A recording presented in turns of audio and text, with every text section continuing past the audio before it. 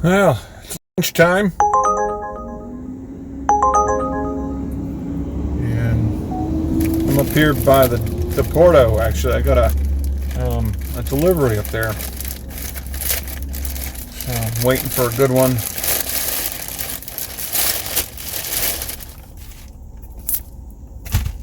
So I was thinking about like what makes for a successful YouTuber. Not that I am one, but you don't have to have experience to know. I think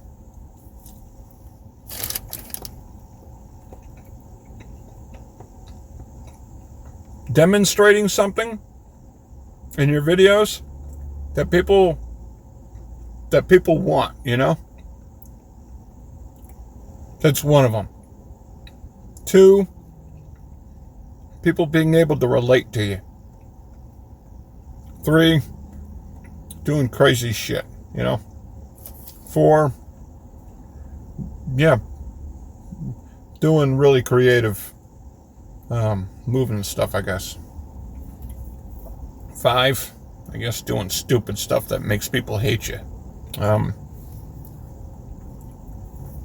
Six, I guess, if you're one of them fitness gurus.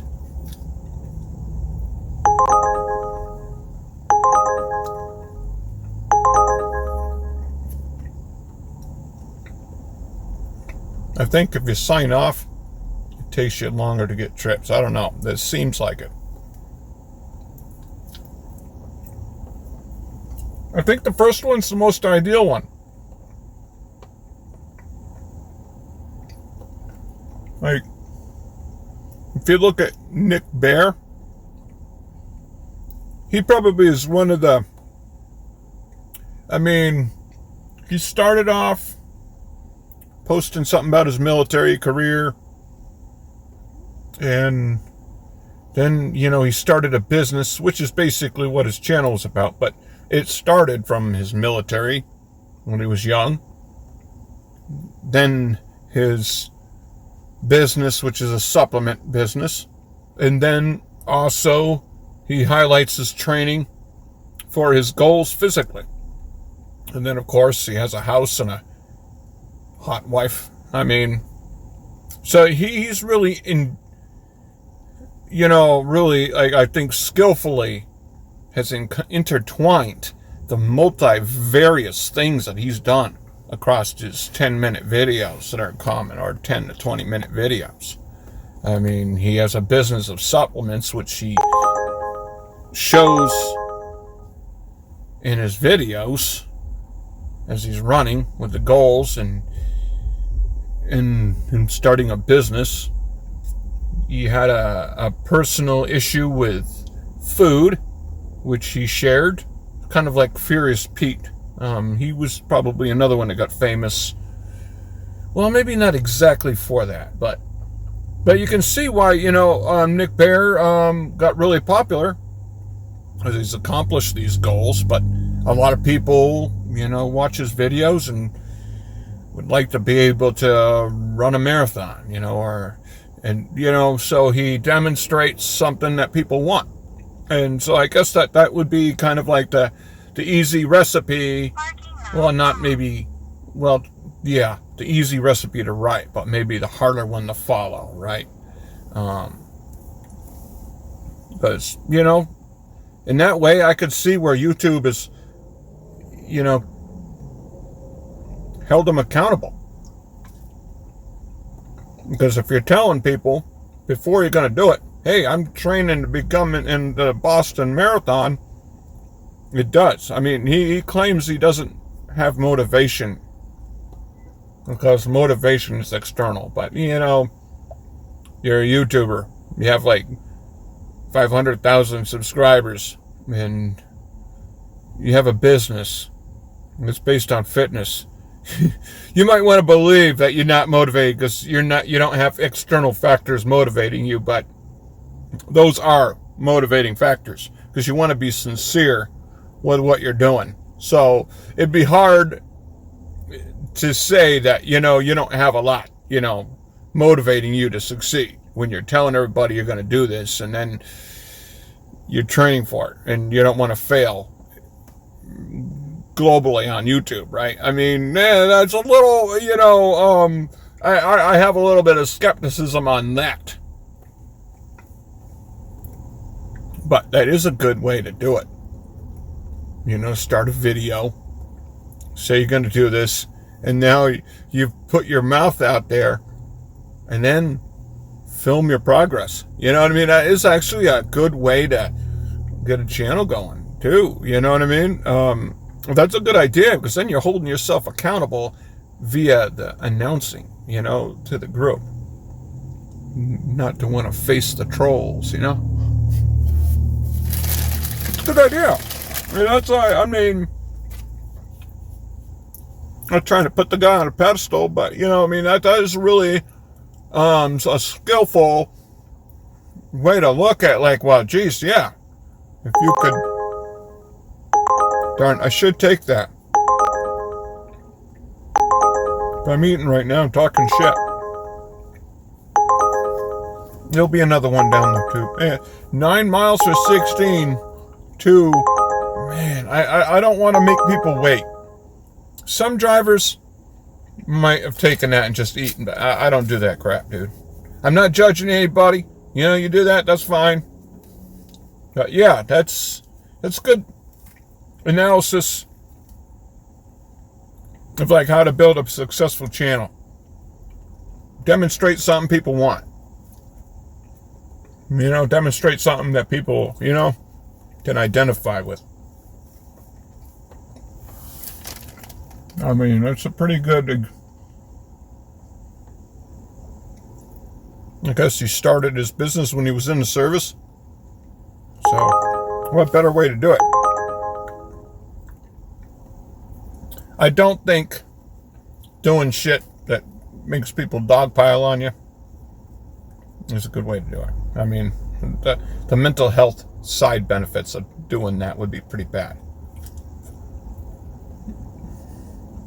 I won't say names, but it's not good. So, getting caught in lies,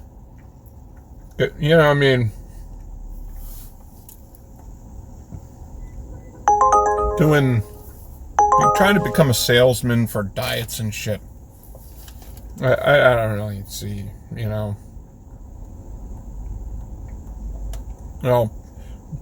trying to promise to teach you how to get rich, that's, what can you do, man?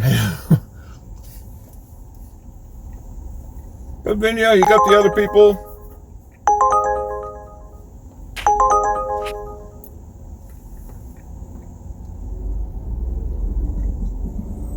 Some creative people on YouTube that have done crazy stuff that's not terrible. If you don't have that kind of personality, I think it's pretty, I don't know.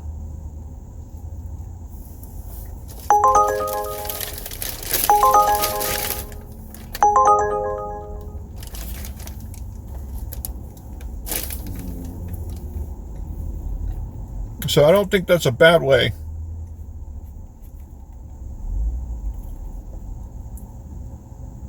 I think that you could design that pretty objectively.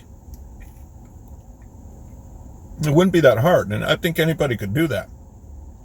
Set a goal. That's not the easiest thing to do. And document your training to accomplish the goal. And you got other people that are outspoken people that are on YouTube.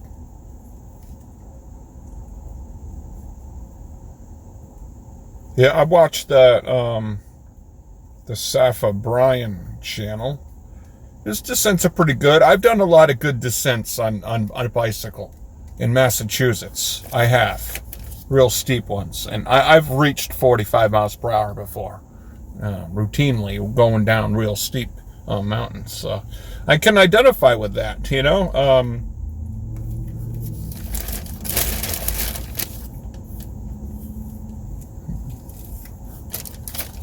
then of course you get the YouTube versus YouTube clout type. Well, I don't know, man.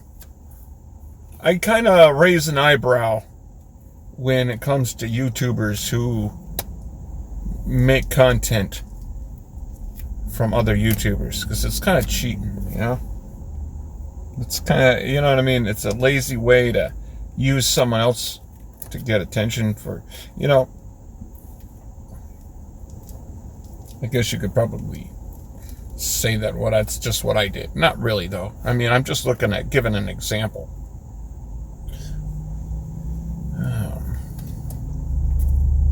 Yeah, like the durian rider.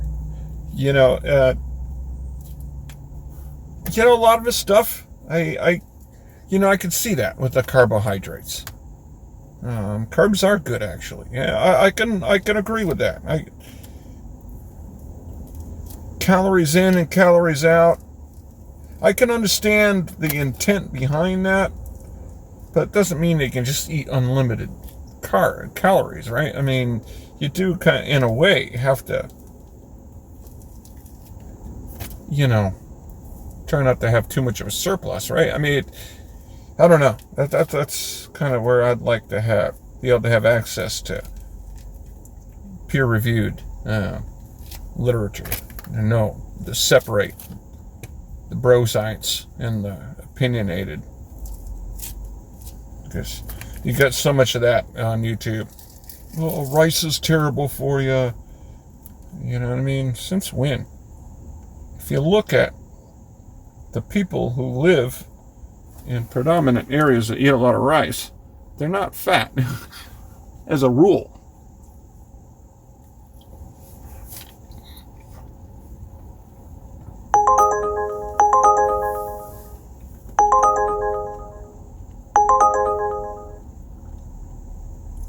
I'm not saying there's no fat people there,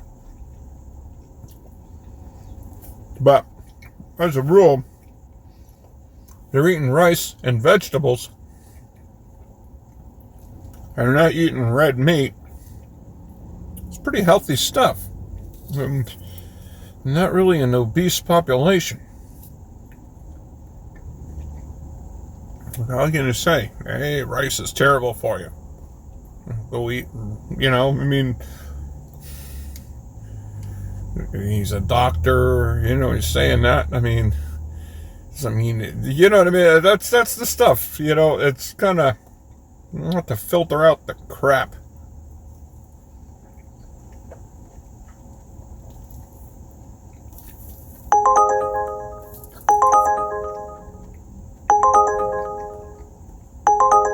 So you almost don't know what to believe when you have these diets like the carnivore diet.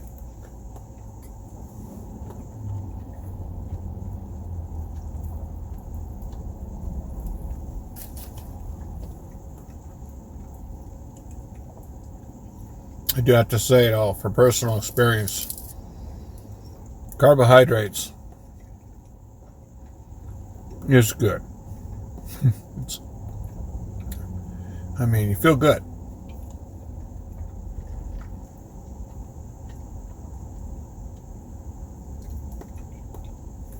So that point of view about how people are suffering is they're counting calories, starving. Yeah, I know. I don't have any disagreement with that.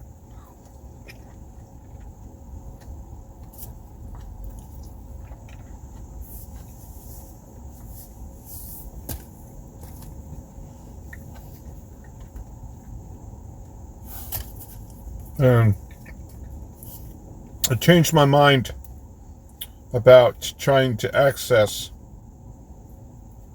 those free scholarly reviewed articles that were, I guess they're on this site, like Sci-Hub or something like that. And I got that information from a podcast from Joe Rogan. But then I read another article about how these sites that will do that, if they get your information,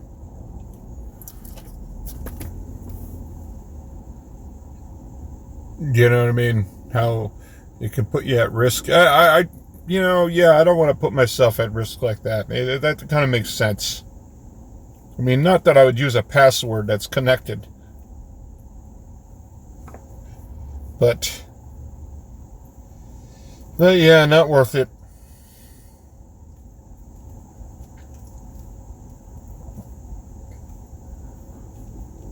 I mean, if that stuff's available to the public freely, then what's the value? Going to college. I mean, a lot of that value from the degree, right? Going to schools, having access to what other people don't have access to, right?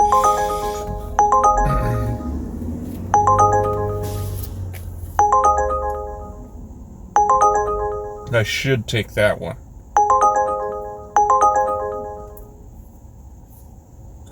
Should have taken that one. That one was worth it.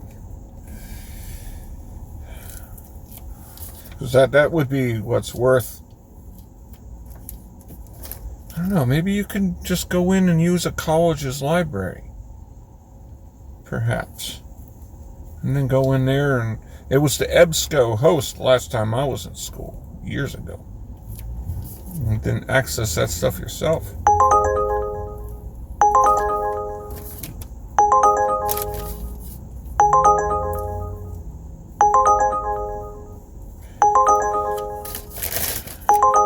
Yeah, it's pretty close. It's right next door. You could walk to it, but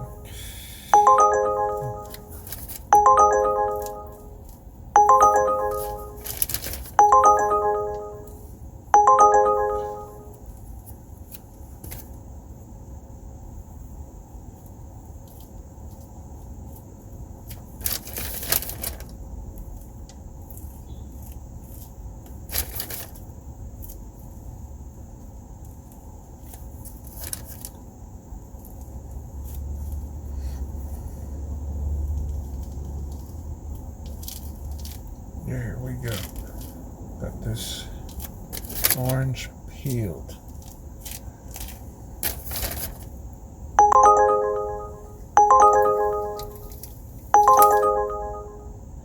Yeah, where's Monterey Park? Yeah, 9 miles.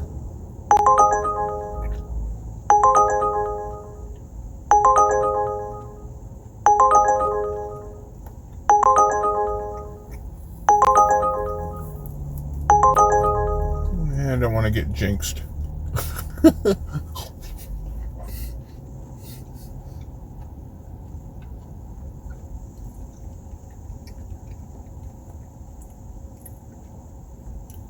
Superstition. You know, there's a lot of 666 fares I've taken.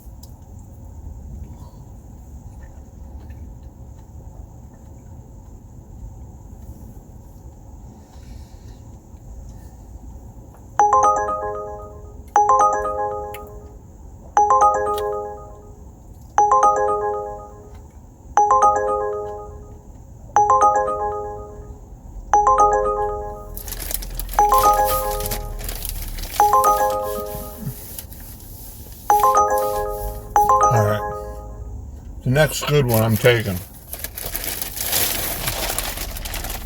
I have quite the compost pile in here, dude. It's coolers.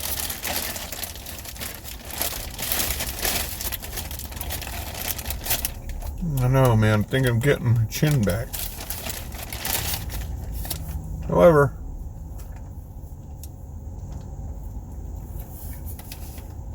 now getting my Get my biceps. Growing the old biceps.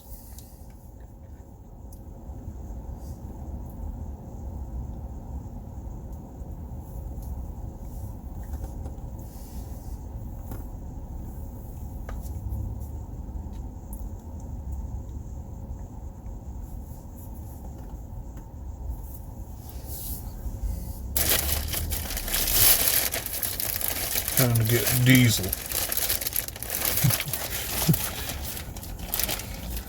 That's another interesting thing. It's like I was reading the comments on Nick Bear's site, and they're like, "Oh, I don't know, man.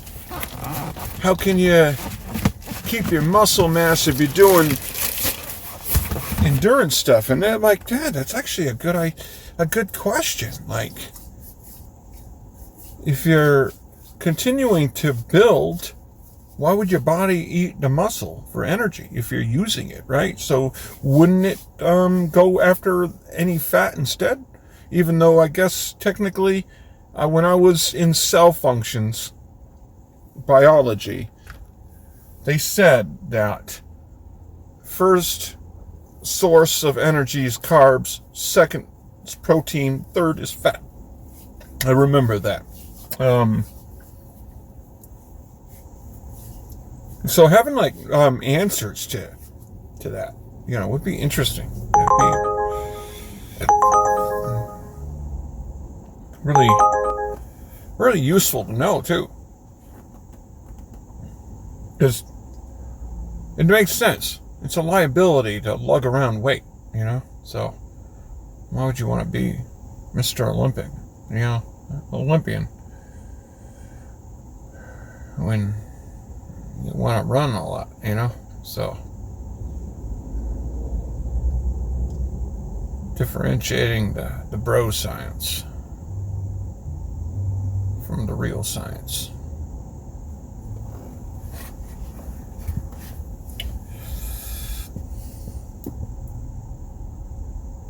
So those 2 bananas, probably 200 calories. 2 oranges, it's 120, so that was 320 calories. And I ate half a cup of rolled oats, walnut. I don't want to go to walnut. Just quite not good. I want to stick to that, man, where I'm going to accept the mileage has to be under the dollar amount. I think that's a good way to simplify what's a good batch, right? If the mileage is under the dollar amount and it's smooth, take it. Then you don't have to overthink it. I don't know. Biceps, I did 15 reps at 15 pounds. That's a single arm dumbbells. Then I went up to 20 pounds and did 15 reps. And I kind of do a little bit more with my left, just to make sure, because my left is my weak side. Like a couple more reps. Try to be even. And then the third, I went to 25 pounds and I did 12 reps. And then I went to 30 and I did 10 reps. So, 4 sets. And now also what I'm going to try doing is, now that I can do pull-ups with both arms, I'm going to try to do a pull-up with a single arm. Because then I can pull myself up and then hold with one arm in up position. And then hold with that. Then I think I can really strengthen. And then really get to do a lot more pull-ups. Come on, Uber, you got to give me a little bit something better than that. I think that will be a good way to get the body to get stronger quicker. I don't know. I'm going to test it out. Try to be scientific about it, right? That's a plan. Now I'm going to go and I'm going to see the results when I try to implement it. It didn't take me that long to be able to do pull-ups. My very first time trying to do pull-ups, it took me 6 months to do one. So the idea your body has a memory to it, I think, is some merit to it. So, plus losing the weight and having tried to do pull-ups at 260.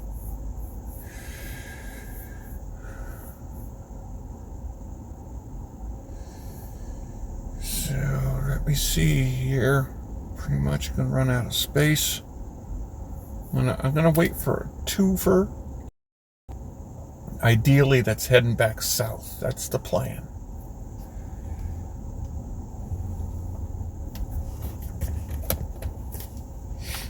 Hydrate. Yeah, I did that biking yesterday with no Gatorade, so thinking I'm gonna try to limit the amount of salt, because I love that Sapporo bowl, but that's really salty. So I'm gonna try to.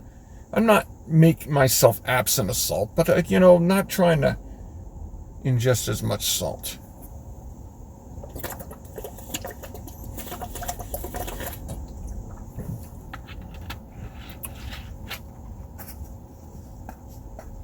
To get the heart healthy. So, yeah, alrighty. I will let you guys go. And thank you.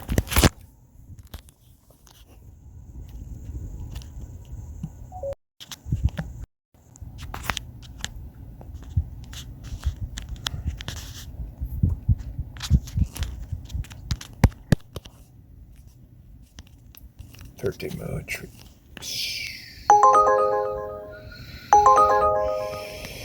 Yeah, not quite what I'm looking for.